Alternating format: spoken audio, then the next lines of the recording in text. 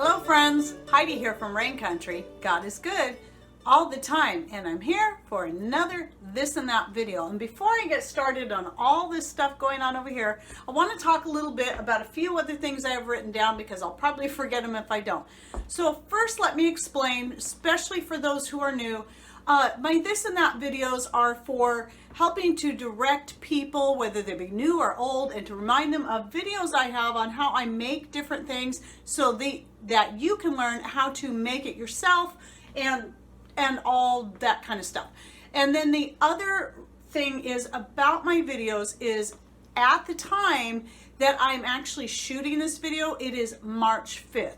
So most of the videos that you see are going to be at least 3 weeks out before they're actually published. That's just one way that I stay ahead and stay prepared in case another life event comes up that keeps us from being able to not just record videos, but to be able to take the time to sit down and edit them, because that's where they take the longest, is the editing process.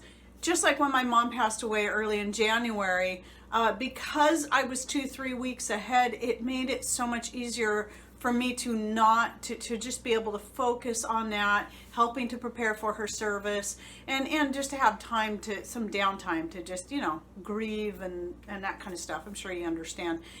And so being ahead, having that little bang really helps so that I can still keep content coming out to you guys. So when things are going good and we have plenty of time, we just shoot back-to-back videos and then I, you know, edit them. Or maybe I just get busy because I get a whole bunch of skirt orders coming in and I don't have time to focus on videos. So that's one of the reasons why I do that. However, what I'm doing now, because we're getting into that time of the year where we're doing a lot of gardening, a lot of stuff going on outside, I've been leaving gaps each week so that I can squeeze in new videos that will be fresh. You know, they'll be anywhere from that day, like the one I did yesterday, which was March 4th, and it was about, you know, container gardening and how I clean out my pots and get them ready to plant new things.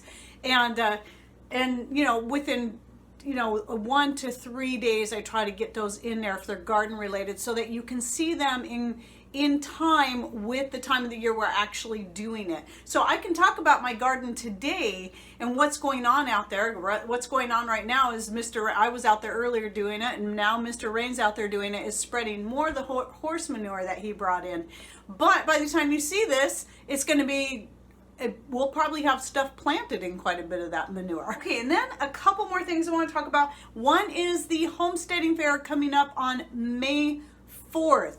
And I'll be talking about this, trying to get it out there as much as possible.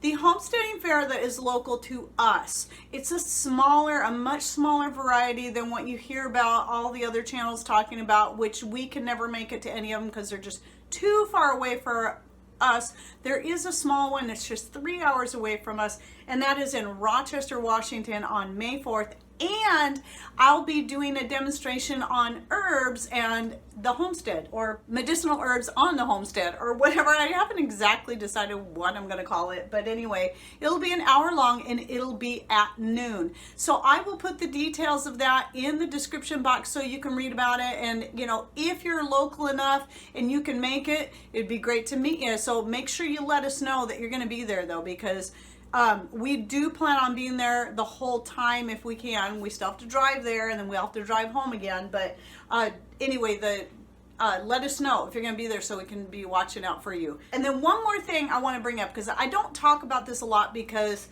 I don't like to sound like I'm pushing it, but I need people to understand that though we do have a Patreon account, all of the posts that we put in there are totally open to anyone. It doesn't matter who you are. You don't have to pay a cent to be able to see any of the posts that we put up. And we do that for several reasons. The purpose of Patreon and why we started in the first place is we knew that there were people out there that wanted to donate. The purpose of it was to give them a safe place where they can do that.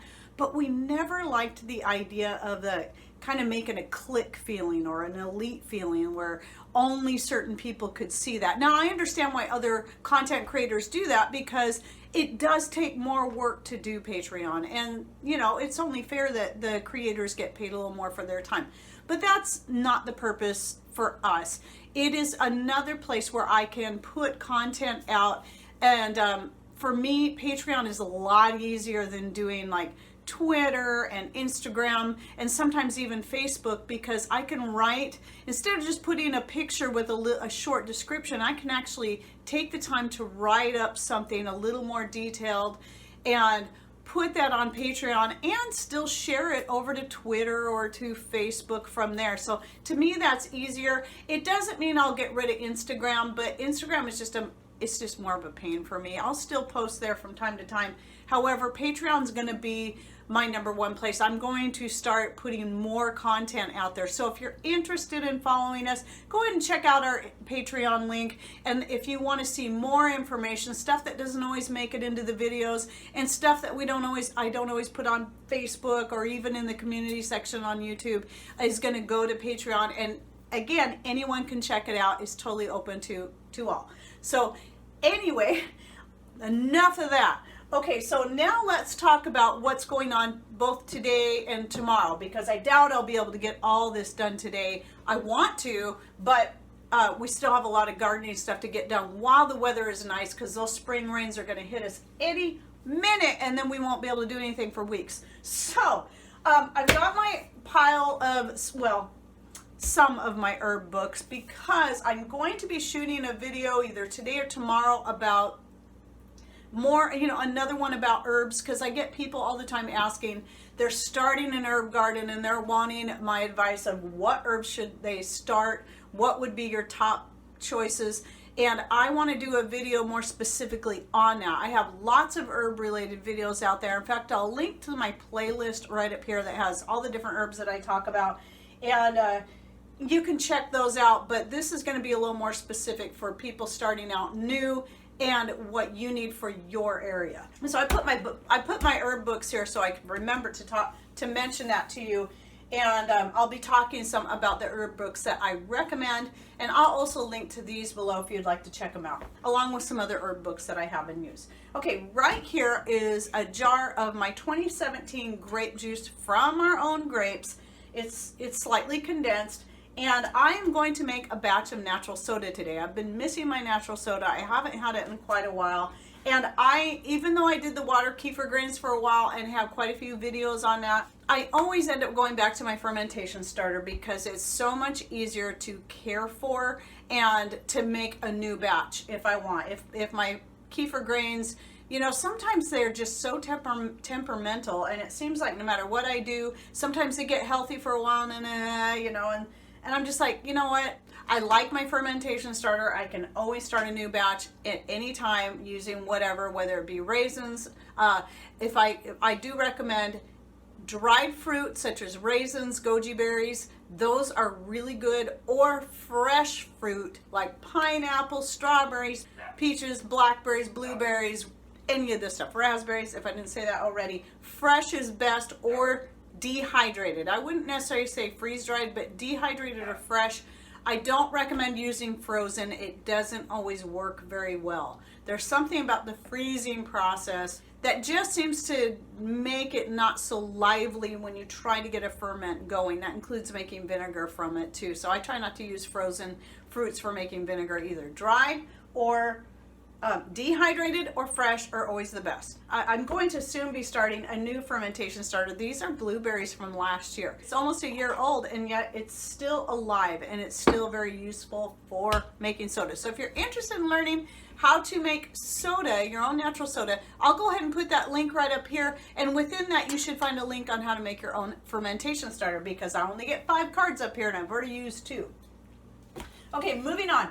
So right here, I'm getting low on Pat's natural deodorant, his homemade deodorant. His is a little bit different from mine because I use different essential oils in mine than his. And his, I use the patchouli and cedar in his because I really like that smell. Together, they seem to me to have a more masculine smell. So he's running low. I need to make another batch. If you're interested in how I make my homemade all-natural deodorant, it's super easy. And I'll go ahead and link to that video right up here so you can check it out. That's card number 3. And then over here, I need to get going on soap. I just realized, even though I have a good supply of soap right now, I don't have any curing at the moment. And my colloidal silver soap is one of my top sellers. And I'm almost out of my rose petal, calendula, and oatmeal. I think I have 1 bar left at the time that I'm shooting this video, so I need to be doing that. And then the colloidal silver, I use colloidal silver, marshmallow leaves and flowers from my garden, and also some tea tree oil in that. And it's a pretty popular soap. So that's why all this stuff is out. I'm hoping to get at least 1 batch of soap done today.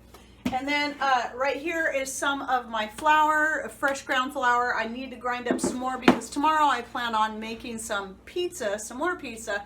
And I'm hoping then I will also be able to shoot the video on how I do the pizza crust for those who are wanting a more specific recipe for pizza crust. Even though I use the same basic bread dough recipe, I do make some minor changes when I'm doing the pizza crust. So I will try to shoot that video tomorrow, so watch for that to come out soon if it works out well. And then over here, I just had a lady set up a custom order for one of the desert sunset skirts I haven't put up in a while because I ran out of most of my fabrics. Now over, for the past couple of months, I've been slowly sort of building up the colors again. The fabrics are a little bit different, but anyway, I have enough here to get my desert sunset skirt a couple more going. So one's going to be a custom order and the other one eventually will go up on the store unless somebody else does a custom order for it.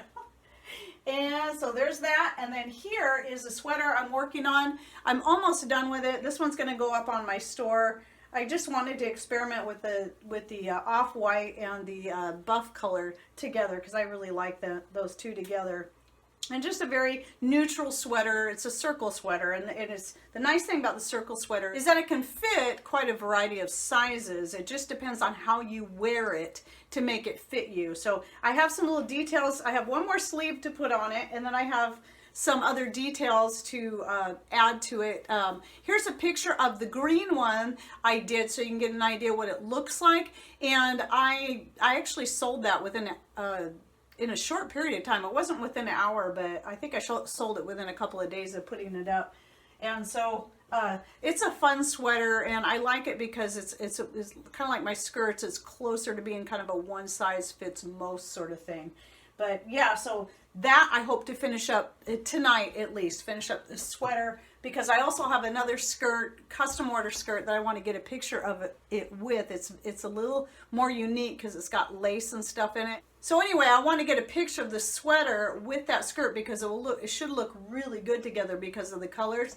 And if I have the picture, if I have it done in time before I decide to edit this video, I'll put a picture right here so you can see what the sweater and the skirt both look like. And no, that skirt won't be on my store. Again, it's a special custom order that it was a special request looking for specific colors and types of fabric. Oh, and then lastly, you can see my blackberry wine back there. My latest batch is bubbling and doing very good. It looks beautiful, and it's really only a few days old at the time I'm shooting this video, but it's just nice and active and wonderful. And if you're interested in learning how to make your own homemade wine, I have a 4-part series. I'll go ahead and link to that right here so you can check it out.